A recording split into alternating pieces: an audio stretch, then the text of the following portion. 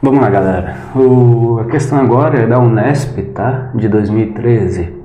Na questão, a Unesp, ela cobra um conhecimento sobre Mesopotâmia. Então, vamos lá.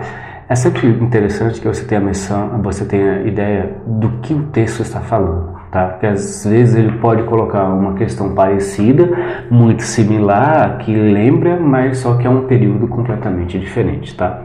Então, vamos lá. Na Mesopotâmia, todos os bens produzidos pelos próprios palácios e templos não eram suficientes para o seu sustento. Então a gente já grifa e vê de qual localidade ele está falando, tá? Assim, outros rendimentos eram buscados na exploração da população das aldeias e das cidades. A forma de exploração eram principalmente duas: os impostos e os trabalhos forçados. Então ele está falando que existiam duas formas de explorar: impostos e trabalhos forçados. Beleza, vamos lá. Entre os trabalhos forçados a que o texto se refere, podemos mencionar a internação de doentes e loucos em áreas rurais onde deveriam cuidar das plantações de algodão, cevada e sésamo. Gente, doentes e loucos, eles são excluídos socialmente desde quando são taxados como tais, tá? Então, Michel Foucault, ele vai falar sobre a história da loucura e vai falar pra gente que nós colocamos os loucos dentro de asilos para que nos sintamos sãos, né? Nos sintamos saudáveis mentalmente. Então, essa questão está errada. Os doentes e os loucos, eles não eram colocados em áreas rurais, ao contrário, eles são excluídos socialmente, tá? A utilização de prisioneiros de guerra como artesãos ou pastores de grandes rebanhos de gados, bovinos e caprinos. Gente, tome um pouco de cuidado, porque a palavra utilização de prisioneiros de guerra como artesãos ou pastores de grandes rebanhos do gado bovino não é correta, porque se você tem um escravo de guerra, o que você mais tem medo é que ele se revolte contra você. Então, automaticamente, você não vai dar a ele tanto poder, inclusive como um artesão, que é uma profissão, tá? Então, o que deixa a questão errada é a palavra utilização. A escravidão definitiva dos filhos mais velhos das famílias de camponeses, o que caracterizava o sistema econômico mesopotâmico como escravista. Gente, eles estão falando sobre escravidão por dívida, e essa característica da escravidão por dívida vai nascer na Grécia e na Roma, que são as duas sociedades que podemos falar que elas têm um modo de produção escravista. Todas as sociedades antigas tiveram, sim, escravos, tá? Mas essa escravidão definitiva do filho mais velho, tome um pouco de cuidado, isso não é verdade, tá bom? Então você tem uma escravidão definitiva do filho mais velho, e outra, que se tornava escravo por dívida nesse contexto era a própria pessoa que firmou o contrato e não cumpriu.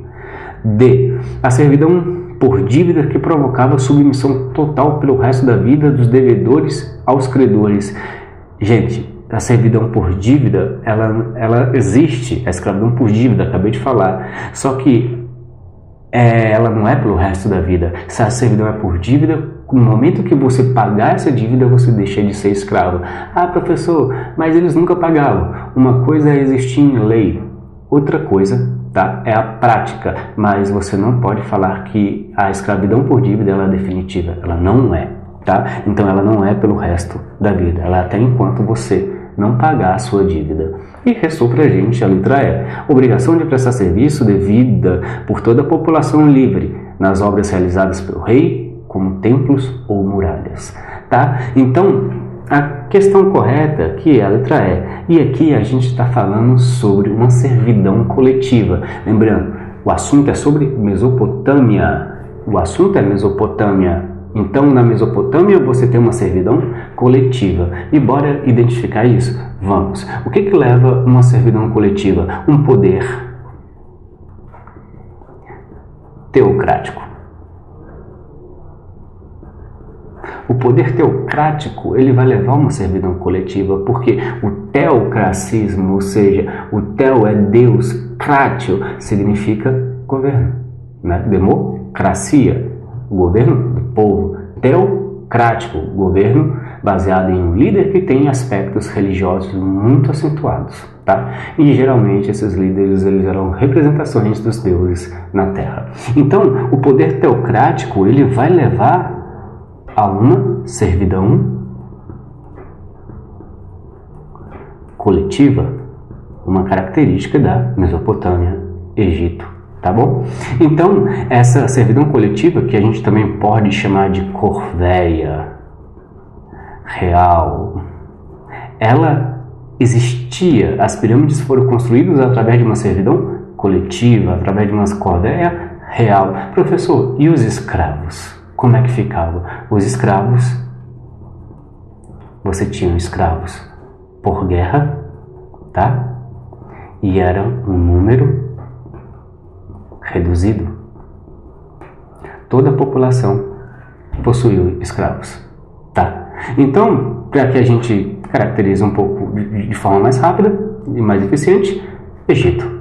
Egito é o símbolo maior do teocracismo, do poder teocrático do faraó. O faraó ele era um homem que possuía dentro de si o próprio espírito do deus Horus, tá? Então, dentro da Mesopotâmia será a mesma coisa, tá? A Mesopotâmia, eu estou abrangendo uma gama, cerca de 9 civilizações.